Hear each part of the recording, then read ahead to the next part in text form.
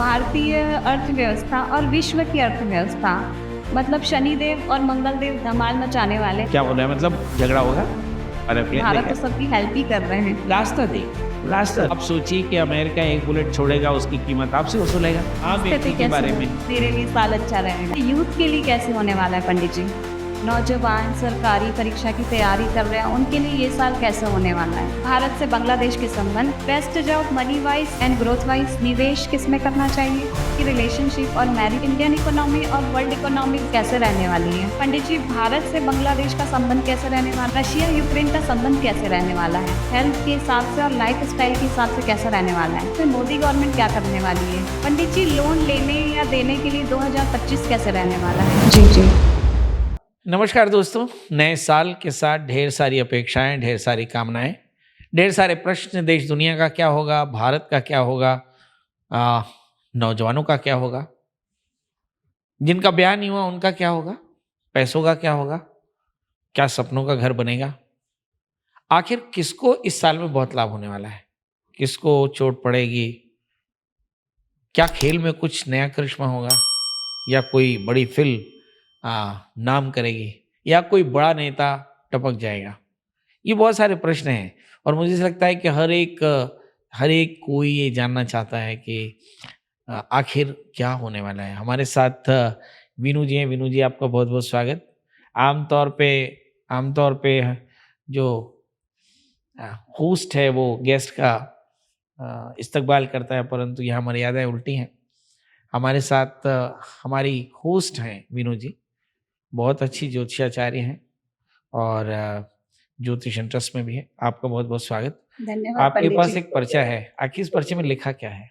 मेरे पास पर्चे में बहुत सारे सवाल हैं और आपके पास भी एक पर्चा है, एक नहीं दो पर्चे हैं। हाँ, मेरे पास बहुत सारे सवालों के जवाब हैं। शुरू करते हैं। तो पहला सवाल है पंडित जी, भारतीय अर्थव्यवस्था और विश्व की अर्थव्यवस्था इस साल 2025 में दोनों की अर्थव्यवस्था कहाँ जाने वाली है?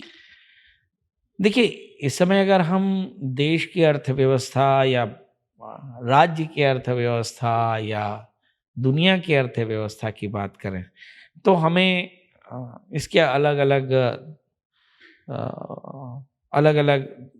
व्यवस्थाओं को समझना होगा कि यदि हम ग्लोबली देखें तो मेष लग्न काल पुरुष का है। तो जो भाग्येश बृहस्पति है वो धन स्थान में होने वाला है, मतलब धन तो उपार्जित होगा पक्के तौर पे, और दशमाधिपति 11वें स्थान में है, मतलब लाभ भी कमाया जा रहा है। दशमाधिपति शनि 11वें स्थान में है और राहु 12वें स्थान में है। हानियां भी बहुत हो रही हैं। लग्न में लग्नेश मंगल नीच का होकर चतुर्थ स्थान में है, खून खराबा भी हो रहा है। इसका मतलब ये हुआ कि दुनिया में खून खराबे से पैसा जनरेट हो रहा है। मतलब वो देश जिन्होंने युद्धोन्माद फैलाया है, वो वेपन इंडस्ट्री बहुत आगे जाने वाली है। ये दुनिया की इकोनॉमी है, मतलब दुनिया के कुछ एक हिस्से में बहुत ज़्यादा पैसा जनरेट होगा और हो रहा है, और दुनिया के कुछ एक हिस्से में बिल्कुल भी तकलीफ आएगी। जैसे हम रशिया, अमेरिका या इजराइल की बात करें तो ये बहुत दूर बैठ करके और बहुत पैसे कमाने की योजनाओं पे काम कर रहे हैं। पर अगर हम यूक्रेन की बात करें, बांग्लादेश की बात करें, हम बर्मा की बात करें, हम हिंदुस्तान की बात करें, हम छत्तीसगढ़ की बात करें, तो इन्हें पैसे कमाने के लिए संघर्ष करना पड़ेगा। तो मोटे तौर पर अगर हम भारत की इकोनॉमी को देखें, है ना, तो भारत का जो जन्म है वो 15 अगस्त 1947 को लगभग 12:20 में हुआ।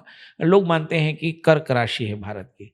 तो इस राशि से हम देखें कि 8वें स्थान में शनि है और भाग्य स्थान में राहु है। मतलब बहुत साफ है कि हमारे पड़ोसियों के साथ रिलेशन अच्छे नहीं होंगे, और भाग्य स्थान में राहु, उलझने काफ़ी होंगी। हम ग्रोथ की चर्चा जरूर करेंगे, मगर जो ग्रोथ लॉर्ड है वो 12वें स्थान में पहुंच जाएगा। मतलब 14 मई के बाद हमारी ग्रोथ सीरियसली कम होने वाली है, और ये एक नेगेटिव सिग्निफिकेंट है। पर दुनिया की ग्रोथ बढ़ने वाली है, ये एक पॉजिटिव सिग्निफिकेंट है, मगर इनमें दुनिया के सारे देशों में नहीं, कुछ एक देशों में इस तरह का सिग्निफिकेंट आएगा। मतलब शनिदेव और मंगलदेव धमाल मचाने वाले हैं इस साल। ये राहु भी साथ में होंगे। राहु भी साथ में, जी। एग्जैक्टली। ये और मजे की बात यह है कि इस बार जो है गुरु का जो रोल होगा, है ना, वो बहुत थोड़ा दिखता है। गुरु तो अतिचारी होने वाले हैं। देखिए, और एक और भी एक और अच्छी बात यह है कि शनि और राहु गुरु की राशि में ही धमाल मचाएंगे। अच्छा। हाँ, इसलिए गुरु का पावर कम होगा। अब देखने की बात यह है कि गुरु की राशि यानी 12वीं राशि में, यानी मीन राशि में शनि और राहु जब जाएंगे तब धमाल मचाएंगे। ये दुनिया में जो उबाल दिख रहा है आपको, ये शनि के समीप पहुंचने या शनि के राहु के समीप पहुंचने के कारण उत्पन्न होने वाला ये बवाल है ना। अब आप देखिए कि 30 सालों बाद ये मौका आ रहा है, सन 1968 और इसके बाद में देखिए तो ऐसा बहुत रेयरेस्ट ऑफ रेयर है कि शनि राहु एक साथ आए और शांति, दुनिया में शांति कायम हो। क्योंकि राहु का जो ट्रांजिट है वो 18 वर्षों का है एक चक्कर, और शनि का जो ट्रांजिट है वो 30 सालों का है। तो मुझे लगता है शनि राहु का ट्रांजिट इस तरह का मीन राशि में लगभग सन 1968 के बाद में अभी आप देख रहे हैं। और उस समय बृहस्पति सिंह राशि में थे, इस बार बृहस्पति मिथुन राशि में प्रवेश करेंगे। मतलब ऐसा लगता है कि जो शनि और राहु है और जो बृहस्पति का ट्रांजिट ये होगा, 29 मार्च को शनि कुंभ राशि से मीन राशि में आएंगे, 14 मई को बृहस्पति जो है वृषभ राशि से मिथुन राशि में, और 18 मई को राहु जो है वो मीन राशि से कुंभ राशि में आएंगे।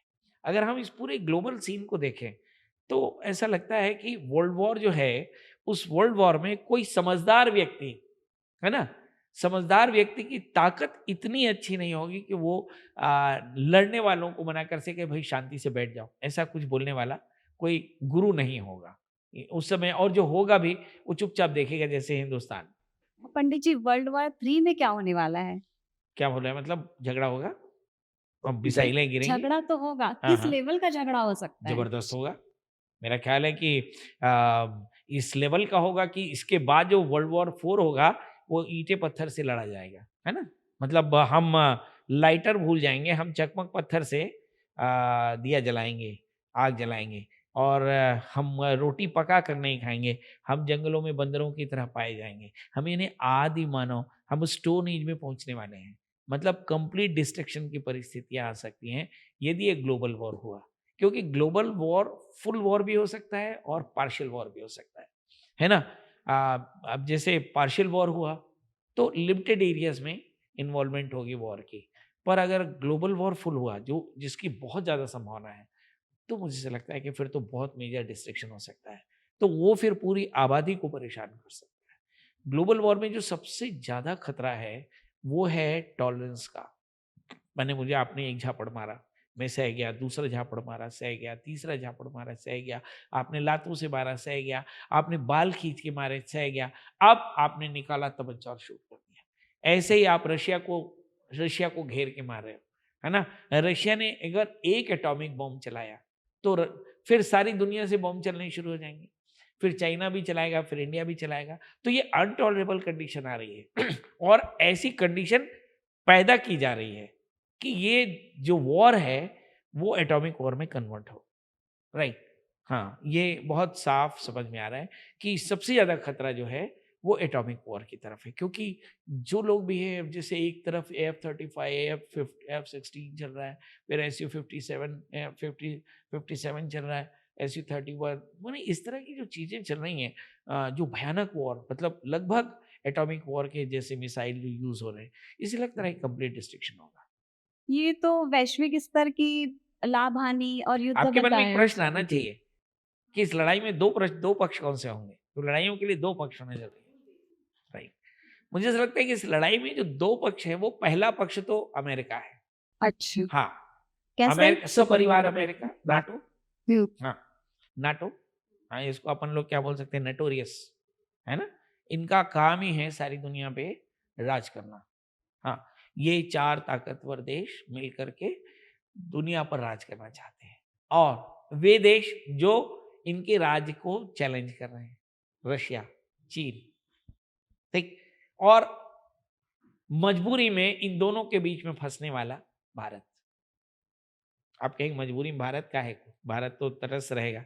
हाँ, भारत कभी चीन को तेल देगा, कभी रशिया को ऑयल भारत देगा, तो सबकी हेल्प ही कर रहे हैं। रास्ता देगा, रास्ता देगा। तो भारत की स्थिति वही रहेगी कि भाई जो हमसे एरोप्लेन मांगे हम उसे एरोप्लेन देंगे, जो हमसे मिसाइल मांगे वो मिसाइल देंगे।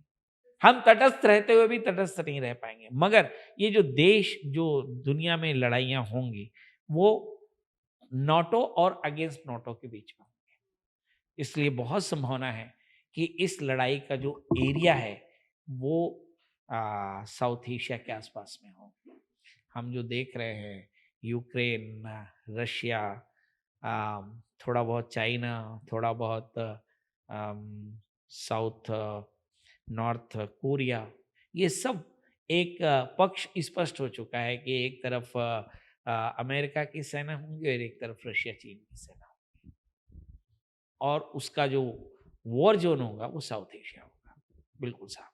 और जो उसका टाइमिंग होगा वो होगा मार्च 29 से लेकर के और मई 18 तक। सबसे ज्यादा हाइप वॉर का इस समय हो सकता है। अब एक प्रश्न आपके मन में आ रहा होगा क्या वॉर रोका जा सकता जी। है? एक संभावना है वॉर को रोके जा सकने की कि यदि बृहस्पति अपने वैल्यू के साथ खड़ा हो जाए कि नहीं वॉर नहीं होना चाहिए, और उसका एक संभावना है कि डोनाल्ड ट्रंप जनवरी के बाद जैसे ही आए वे पूरी दुनिया में वॉर को रोकने के लिए अपनी सत्ता का इस्तेमाल करें, और मुझे ऐसा होता दिख रहा है। कम से कम यूएस तो किसी वॉर को रोकने के मूड में कभी नहीं रहा, है ना। तो ये एक छोटी सी बात मुझे दिखाई।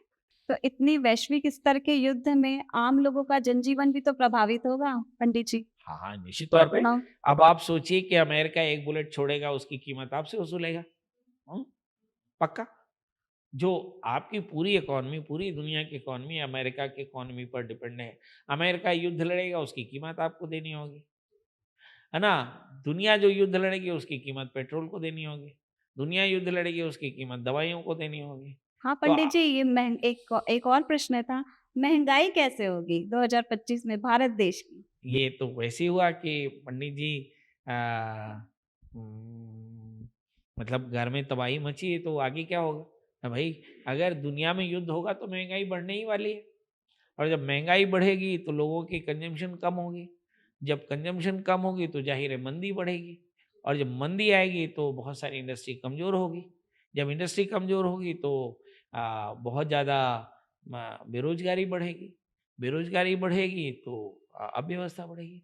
मतलब युद्ध इसीलिए ज़्यादा घातक है कि युद्ध के बाद जो पोस्ट वॉर इम्पैक्ट है वो खतरनाक हो सकता है। जी जी।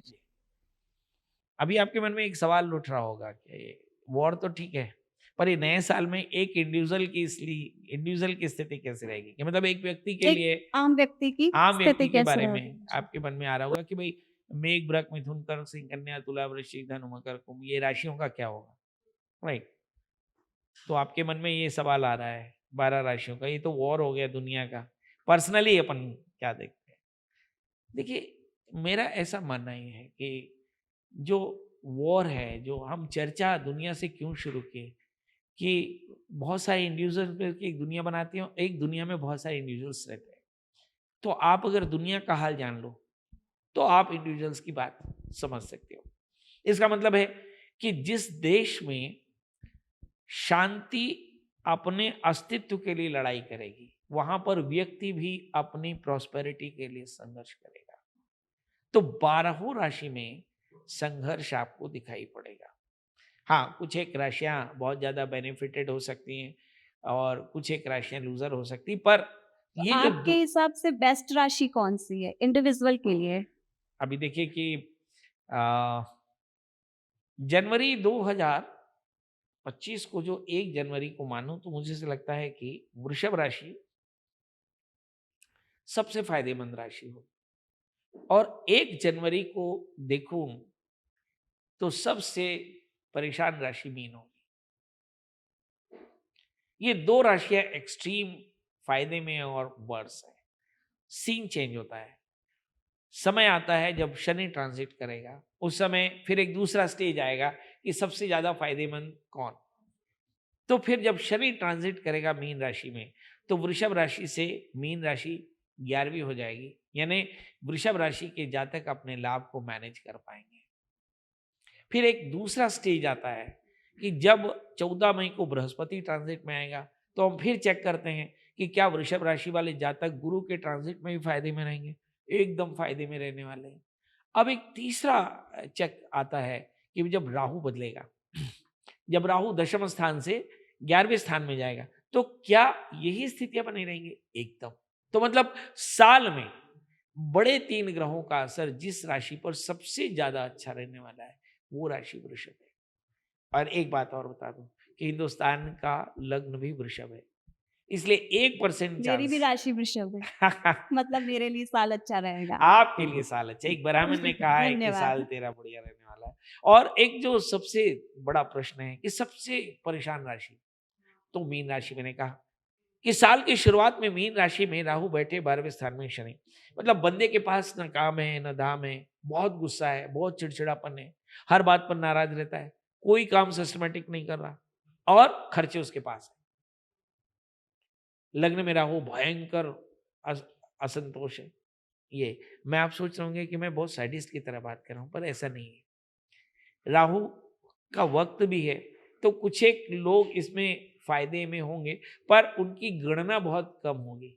देखिए आजकल पॉडकास्ट में सपने बेचे जा रहे हैं, है ना। पॉडकास्ट में एक ज्योतिषी कहते हैं बारिश होगी, बम्पर बारिश होगी, पता चला भीख मांग रहा है वो, है ना।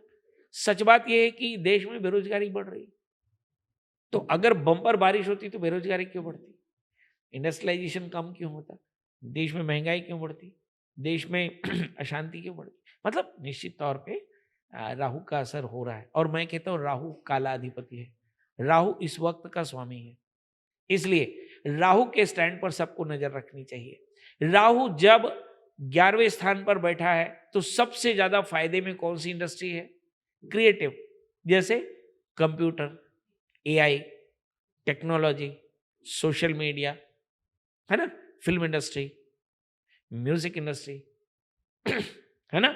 Non traditional non conventional business आपको बहुत फायदे में देखेंगे। मगर जब यही राहु 12वें में जाएगा तो ये सारी इंडस्ट्री आपको परेशान दिखाई पड़ेगी। मतलब एआई, कंप्यूटर साइंस, ये सारी की सारी चीजें, कंप्यूटर से रिलेटेड बिजनेस, इलेक्ट्रॉनिक्स से रिलेटेड बिजनेस, ये सारे के सारे परेशानी के दौर पे पहुंचेंगे अगर ये मीन राशि में पहुंचे, क्योंकि काल पुरुष का 12वां स्थान और ये शनि के साथ में होंगे। हाँ, मेरा अगला प्रश्न यही था, निवेश की दृष्टि से 2025 कैसे होने वाला है? यही तो बता रहे हैं कि आपको पता होना चाहिए कि इलेक्ट्रॉनिक्स और एआई जो है तरक्की के नजरिए से बहुत होगा, मगर इसका विरोध बहुत होगा। मगर समय राहु का है, इसलिए रोबोटिक्स है, एआई है, इस पर इन्वेस्टमेंट आपके लिए बहुत घाटे का नहीं होगा। पर जो ग्रोथ आपको 18 मई तक दिखाई पड़ेगी, उतनी ग्रोथ आपको 18 मई के बाद नहीं दिखाई पड़ेगी, इसलिए समझदारी से आपको इन्वेस्ट करना है। अगर हम शनि के ट्रांजिट को देखें तो शनि 11वें से 12वें जा रहा है, तो लोहा, हम ये जो हमारे यहाँ लोहा है या इंजीनियरिंग है या मशीन है या मोटर है, व्हीकल है, इन पे आपको रिसेशन दिखेगा। हालांकि ये मई तक बहुत मार्च तक बहुत अच्छी स्थिति में रहेंगे, मगर मार्च में जैसे ही शनि मीन राशि में जाएगा तो लोहे का जो लोहे से संबंधित व्यापार है, जो मशीनरी से संबंधित व्यापार है, जो इंजीनियरिंग से संबंधित व्यापार है, इनमें थोड़ी सी आपको तकलीफ दिखाई पड़ेगी। मगर राहु के ट्रांजिट, राहु जब 11वें स्थान में आएगा यानी कुंभ राशि में आएगा तो एआई टेक्नोलॉजी में बहुत जबरदस्त जंप दिखाई पड़ेगा। मतलब मुझे ऐसा लगता है कि जो समय थोड़ा सा खराब है वो कौन सा है, 29 मार्च से 18 मई।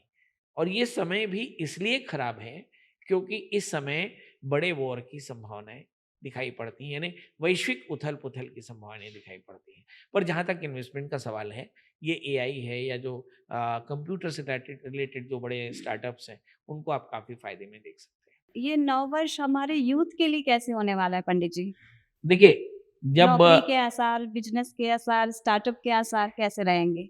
देखिए मुझे ऐसा लग रहा है कि जो यूथ है, सारी दुनिया का यूथ है, और जवान मतलब एनर्जी,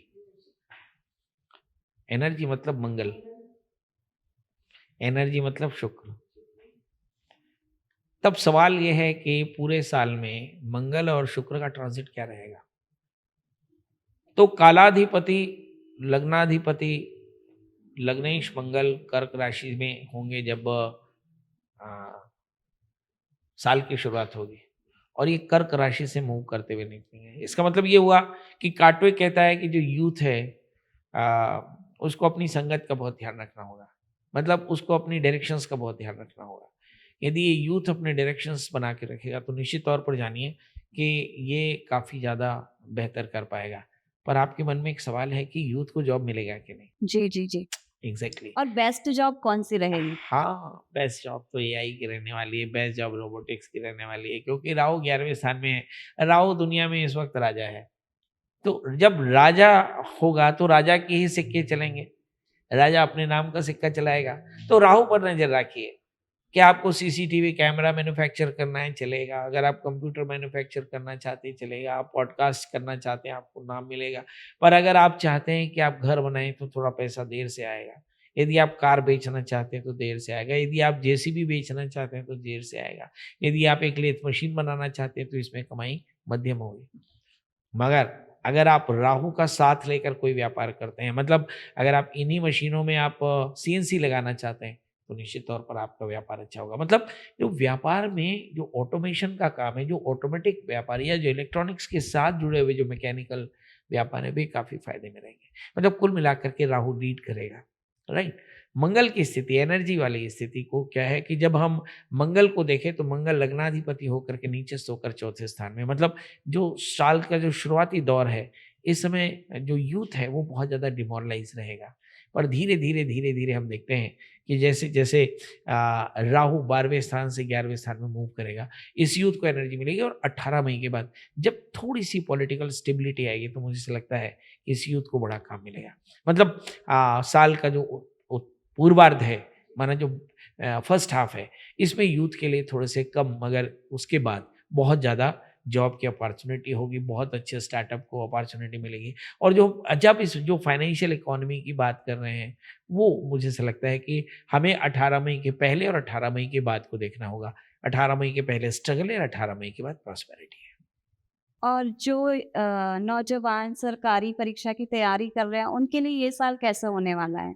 आपने राहु के बारे में बात किया, मंगल के बारे में बात किया, शनि के बारे में बात किया, सूर्य का क्या है इस साल? देखिए, जैसे हम देखते हैं कि जो साल की शुरुआत है वो जनवरी में 1 क्योंकि जनवरी। सरकारी नौकरी का कारक सूर्य है। हाँ, बहुत सारे हो सकते हैं। अब एक्चुअली सरकारी नौकरी का कारक शनि भी हो सकता है, क्योंकि कारकाधिपति दशम दशम स्थान का स्वामी ही शनि होता है, तो ये भी हो सकता है। फिर भाग्याधिपति बृहस्पति हो सकता है, और पंचमाधिपति सूर्य हो सकता है, तृतीयाधिपति बृहस्पति बुध हो सकता है।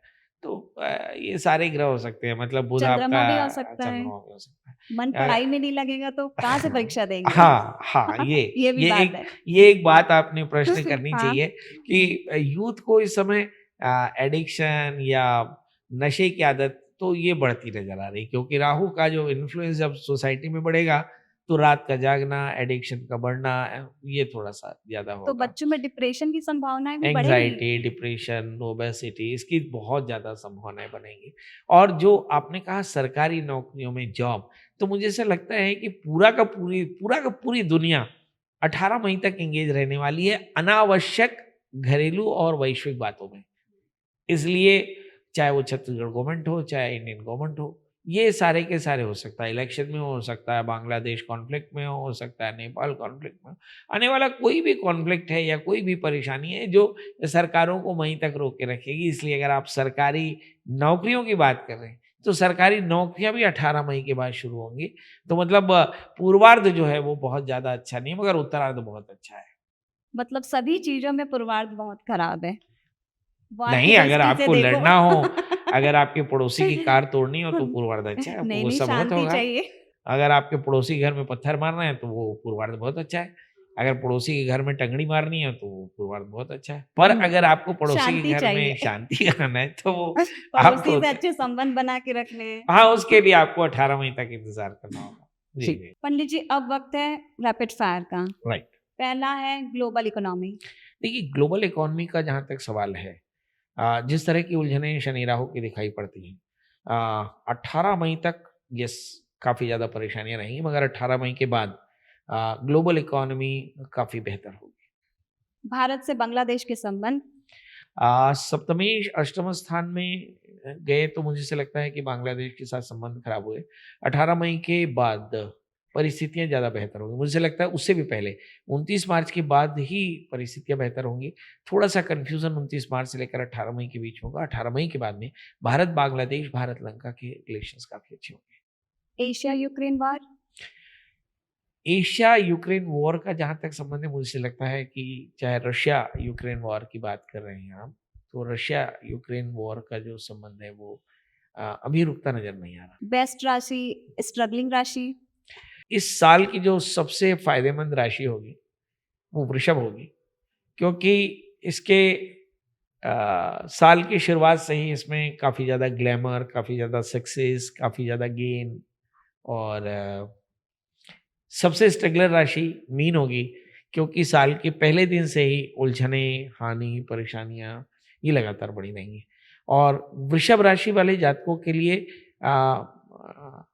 हर एक मोमेंट में फायदे का मौका आएगा और मीन राशि वाले जातकों के लिए हर एक मोमेंट में नुकसान का मौका आएगा। Best job money wise and growth wise. Computer, electronic, AI या फिर कंप्यूटर से रिलेटेड, राहु से related, social media, music, glamour, TV, entertainment या फिर वेडिंग मैनेजमेंट, है ना, ये जो हॉस्पिटैलिटी का काम, ये जो भी जिसका भी संबंध ग्लैमर से है या खुशियों से है, वो सारी की सारी इंडस्ट्री जो क्रिएटिव इंडस्ट्री है वो सारी की सारी फायदे में रहेगी। निवेश किस में करना चाहिए? जाहिर है कि जो सबसे अच्छी इंडस्ट्री उसी में निवेश करें। इस बार लोगों की रिलेशनशिप और मैरिज के बारे में क्या कहेंगे? मुझे लगता है कि मार्च के पहले बहुत अच्छा नहीं, मार्च के बाद में थोड़ा सा क्रिएटिव और मई के बाद में बहुत अच्छा। 2025 चैंपियन ट्रॉफी कौन जीतेगा? अगर मई के बाद में है तो भारत के लिए बहुत चांसेस होंगे। हेल्थ और लाइफ स्टाइल। राहु का इन्फ्लुएंस बढ़ेगा तो जाहिर है आपकी नाइट लाइफ ज़्यादा बेहतर होगी और डे लाइफ आपका काफ़ी आलस से भरा रहेगा। यूथ के बारे में क्या कहेंगे? यूथ मई तक बहका रहेगा। यूथ मई के बाद में काफ़ी ज़्यादा क्लियर विजन होगा और इसलिए मई के बाद में काफ़ी अच्छी स्थिति रहेगी। एम्प्लॉयमेंट। जहाँ तक एम्प्लॉयमेंट की हम बात करें तो मुझे से लगता है कि काल पुरुष के तीसरे स्थान में बृहस्पति है, तो जिस तरह का कॉन्फिडेंस बढ़ता नजर आ रहा है सोसाइटी का, तो मुझे से लगता है कि 14 मई के बाद का जो समय है वो एम्प्लॉयमेंट के बेहतर अपॉर्चुनिटीज़ का है। पंडित जी, इंडियन इकोनॉमी और वर्ल्ड इकोनॉमी इस साल 2025 में कैसे रहने वाली है? देखिए, जहाँ तक इकोनॉमी का सवाल है, बृहस्पति भाग्येश होकर के धन स्थान में होंगे और दशमाधिपति 11वें में होंगे, तो 29 मार्च तक ग्लोबल इकोनॉमी काफ़ी फायदे में रहेगी। मगर जब शनि 12वें में चले जाएंगे तो 29 मार्च से बाद का जो समय है वो पूरी दुनिया के लिए इकोनॉमी वाइज थोड़ा सा पैनिक होगा। मगर कुछ बेहतर अपॉर्चुनिटीज़ आएंगी जब राहु 18 मई को मूव करके 11वें स्थान में आएंगे। मतलब ऐसा मान सकते हैं कि एक सेशन होगा जब शनि 12वें में जाएगा तो 29 मार्च तक थोड़ा सा पैनिक होगा। 29 मार्च से लेकर 14 मई तक का समय मीडियम होगा और 14 मई के बाद में काफ़ी बेहतर स्थिति होगी। पंडित जी, भारत से बांग्लादेश का संबंध कैसे रहने वाला है 2025 में? देखिए, जैसे ही अ, हम भारत की बात करते हैं तो मतलब कर्क राशि की बात करते हैं और भारत का जन्म 15 अगस्त 1947 को रात को 12:20 ऐसा माना गया। तो राशि उस समय कर्क थी और कर्क राशि से जब हम सप्तमेश को देखते हैं तो कुंभ राशि में पड़ा हुआ है। इसका मतलब ये हुआ कि बीते 2.5 वर्षों से लगातार धीरे धीरे आग जो फैल रही थी, उस आग का परिणाम ये हुआ कि एक बड़ा बवाल हुआ और बांग्लादेश जला और जलते हुए उसने हिंदुस्तान की राजनीति को भी जला दिया। अब सवाल ये है कि इस पे थोड़ी सी राख कब पड़ेगी। तो मुझे ऐसा लगता है कि जब शनि मीन राशि में जाएगा, मतलब 29 मार्च को हम मान सकते हैं कि थोड़ा सा बांग्लादेश का जो कॉन्फ्लिक्ट है वो थोड़ा शांत होगा और पर फिर से एक नए तरह का कॉन्फ्लिक्ट 14 मई के बाद में जनरेट हो सकता है। मतलब थोड़े से कन्फ्यूज़न अराइजेस होंगे। मतलब ऐसा नहीं कहा जा सकता कि साल भर में चीज़ें बहुत नॉर्मल हो जाएंगी, मगर येस, बहुत सारा फायदा जो है आपको 29 मार्च के बाद में हो जाएगा। रशिया यूक्रेन का संबंध कैसे रहने वाला है? देखिए, रशिया और यूक्रेन का संबंध वैसे ही है कि जैसे एक बिल्ली और चूहा, है ना? बिल्ली चूहे में खौफ देखना चाहती है और चूहा बहुत सारे कुत्तों से सेफ है। तो चूहा बिल्ली को आँख दिखाता है और बिल्ली उससे इरिटेट होती है। तो मुझे ऐसा लगता है कि जो ग्रहों की स्थितियाँ हैं, जिससे लगता है कि भई जो शनि हैं वो राहु से आक्रांत है, तो जितनी भी सुपर पावर्स हैं वो यूक्रेन को प्रमोट करेंगी जो एंटी रशियन है। और रशिया जो है वो गुस्से में आएगा और गुस्से में आकर वो यूक्रेन पर हमला करेगा। और फिर जो बाकी देश हैं वो यूक्रेन को मिसाइल देंगे और वो रशिया पर हमला करेंगे। मतलब कुल मिलाकर के इस साल में इस तरह की घटनाएँ लगातार बढ़ती नज़र आएँगी। पंडित जी 2025 में बेस्ट जॉब कौन से रहने वाली है? मनी देखिए, wise and growth wise? Exactly मैं वहीं पर आ रहा हूँ कि जैसे हम कालपुरुष के लीडिंग प्लैनेट को देखें कि साल में ऐसा कौन-सा प्लैनेट है जो लीड करेगा? तो इस साल में जो सबसे बड़ा प्लैनेट है जो लीड करेगा, वो है 29 मार्च तक शनि और 29 मार्च के 14 मई के बाद राहु और 18 मई के बाद में राहु। और इसमें गुरु का जो रोल है वो बहुत नॉर्मल रहेगा। मतलब अब बैंक फाइनेंस मैनेजमेंट के एचआर की जो प्रोफेशनल्स हैं वो मीडियोकर्स होंगे। मगर जो एआई, कंप्यूटर सॉफ्टवेयर, इलेक्ट्रॉनिक्स या चिप मेकिंग के जो प्रोफेशनल्स होंगे वो बेहतर करने वाले होंगे और थोड़ा-सा बेहतर मैकेनिकल के जो बच्चे हैं वो करेंगे। मगर सिविल और इलेक्ट्रिकल के बच्चों को थोड़ी-सी हताशा होगी और यही करीब-करीब निवेश में भी आपको दिखाई पड़ेगा। यूथ के बारे में क्या कहेंगे इस साल? मतलब इस साल यूथ के लिए कैसा रहेगा? कैसा रहेगा? देखिए, जहाँ तक सवाल 2025 का यूथ के लिए तो ये जो साल ही है वो मंगल का साल है 20259 और यूथ एनर्जी से लीड होते हैं। तो जो बच्चे स्पोर्ट्स में हैं, एनर्जी से रिलेटेड बिज़नेस कर रहे हैं एडवेंचर से, तो उनके लिए ये साल तो बहुत अच्छा रहेगा। जो बच्चे एआई, कंप्यूटर सॉफ्टवेयर इंजीनियरिंग में हैं, वो काफ़ी अच्छा करेंगे। जो बच्चे इंजीनियरिंग में हैं, वो थोड़ा अच्छा करेंगे मगर मुझे ऐसा लगता है कि मार्च के बाद में ग्लोबल जो अपॉर्च्युनिटीज़ हैं, उनकी कम होंगी और वो लिमिटेड रीजनल या लोकल रह पाएँगे। अब सवाल ये है कि ओवरऑल यूथ के लिए कैसा रहेगा? तो जो हम ट्रेंड देख रहे हैं कि राहु का जो डोमिनेंस है वो काफ़ी ज़्यादा रहेगा। इसका मतलब है लाइफ़स्टाइल नाइट लाइफ़ काफ़ी ज़्यादा एक्सपेंड होगी और लेविश होगी, मगर डिसिप्लिन कम होगा, एंगर बढ़ेगा, पैसा कमाने की भूख बढ़ने वाली है और क्रिएटिविटी बहुत बढ़ेगी, नए स्टार्टअप्स आएँगे, कुछ स्टार्टअप्स बंद होंगे, कुछ स्टार्टअप्स बहुत फ्लरिश करेंगे, सोशल मीडिया प्लेटफ़ॉर्म्स काफ़ी अच्छी स्थिति में होंगे और मीडिया एंटरटेनमेंट कुछ नए इनोवेशन करेंगे। तो मतलब कुल कुल मिलाकर के जो राहु के जो सिग्निफिकेटर्स हैं, जो सिग्निफिकेंस है, वो ज़्यादा हावी रहेंगे। तो मतलब यूथ जो है इन सारी चीज़ों में इन्वॉल्व होकर के बहुत मौज करना चाहेगा। मतलब बहुत ही साउंड, बहुत ज़बरदस्त बड़ी गाड़ी, बड़ा ग्लैमर, ये सारी चीज़ यूथ को काफ़ी ज़्यादा इंटरैक्ट करेगा और ऐसा इसका डोमिनेंस भी दिखेगा। पंडित जी 2025 हेल्थ के हिसाब से और लाइफस्टाइल के हिसाब से कैसा रहने वाला है? 2025 हेल्थ के नज़रिए से या लाइफ़स्टाइल के नज़रिए से हम देखें तो ऐसा लगता है कि जैसे शनि 12वें स्थान में जाएगा, राहु के साथ में काफ़ी दिन रहेगा और फिर राहु लीडिंग पोजीशन में आ जाएगा। तो मुझे ऐसा लगता है कि हेल्थ ऑफ कोर्स बहुत अच्छा नहीं रहने वाला है। हेल्थ में बहुत सारी डिसीज़ेज़ या ओबेसिटी दिखेगी, बच्चे काफ़ी ज़्यादा हाई न्यूट्रिशनल चीज़ें खाना पसंद करेंगे क्योंकि एंग्ज़ायटी बढ़ने वाली है। पर येस लाइफ़स्टाइल जो है वो बड़ा ग्लैमरस होने वाला है और ये यूथ को बहुत पसंद आने वाला है। हालाँकि इसमें थोड़ी-सी डिसोबीडियंस, थोड़ा-सा फन, थोड़ी-सी मस्ती, थोड़ी-सी क्रिएटिविटी, थोड़ा-सा इर्रेगुलरिटी, ये सारी चीज़ें दिखेंगी, इनोवेशन। मगर कुल मिलाकर यूथ के लिए ये साल बहुत फन भरा रहेगा। 18 मई के बाद और 18 मई के पहले इनमें एक खास तरह का उमंग होगा, एनर्जी होगी, एक्साइटमेंट होगा, एडवेंचर की इच्छा होगी। तो ये 2 तरह के सेगमेंट्स आपको साल में दिखेंगे। पंडित जी 2025 जिन युवाओं की शादी नहीं हुई है, उनके लिए कैसा रहने वाला है? राइट। जहाँ तक सवाल मैरिज और एसोसिएशन का है, मुझे ऐसा लगता है कि साल की शुरुआत में ही जो शुक्र की जो प्लेसमेंट है, हम देखते हैं कि शुक्र जो है वो शनि के साथ में है, तो मुझे ऐसा लगता है कि मई तक जो शादियां हैं वो पोस्टपोन होती रहेंगी। मई के बाद में मतलब जो साल का जो उत्तरार्ध है, जो नवंबर और दिसंबर में शादियां ज़्यादा होंगी, पर मार्च अप्रैल मई जून में शादियां कम होंगी। पर यस, माना जा सकता है कि जनवरी फरवरी में अच्छी शादियां होंगी। मतलब कुल मिलाकर के ऐसा लगता है कि शादियों का जो अमाउंट है वो जून के पहले थोड़ा कम और जून के बाद में बहुत ज़्यादा होगा। 2025 में पंडित जी इंडिया खेल में क्या कैसा परफॉर्म करने वाली है?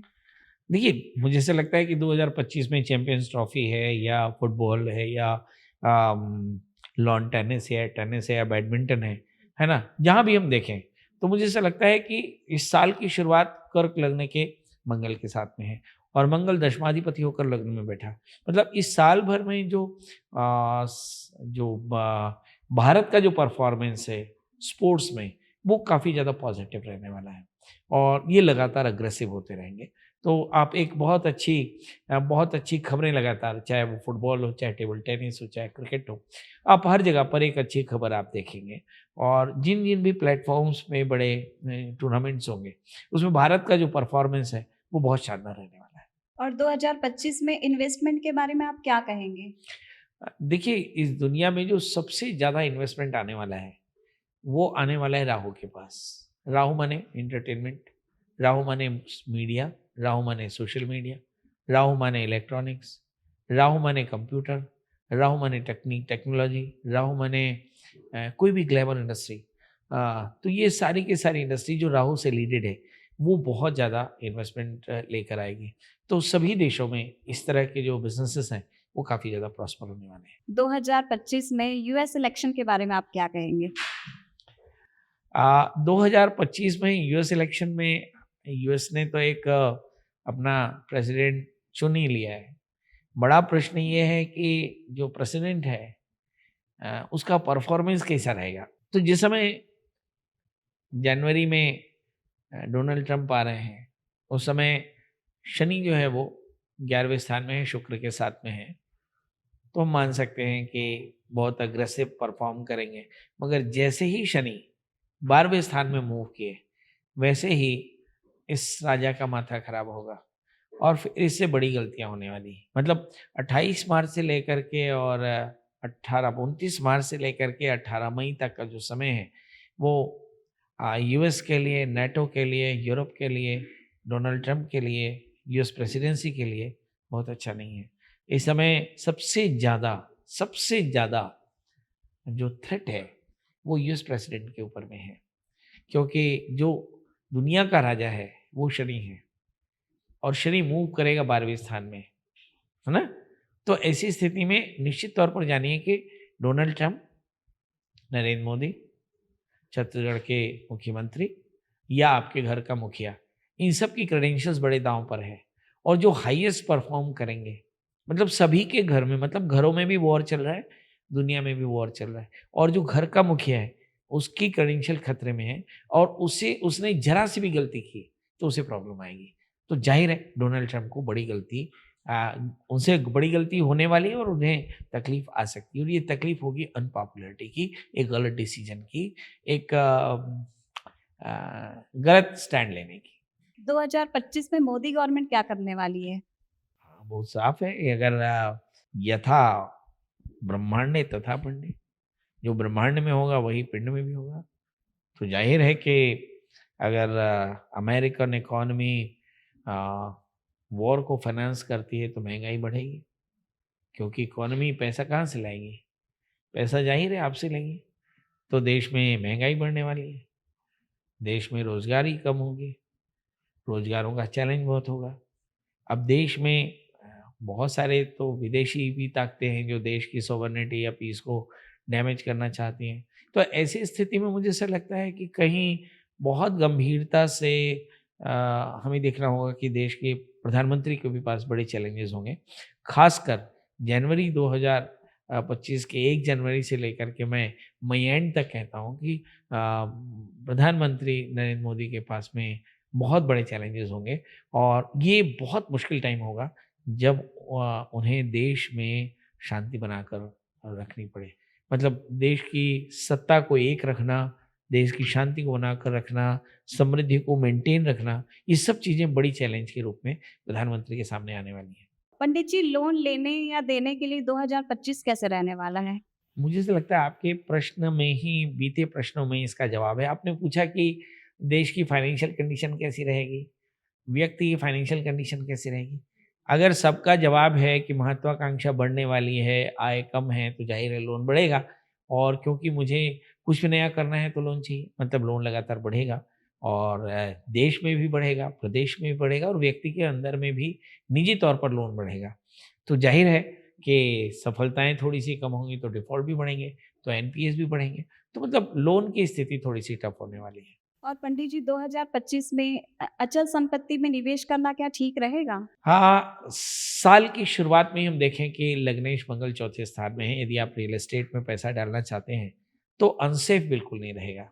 मगर ये बहुत ज़्यादा प्रॉस्पर होगा, इसकी संभावना ना के बराबर है। आप हमारे शो में आए, इसका बहुत-बहुत धन्यवाद।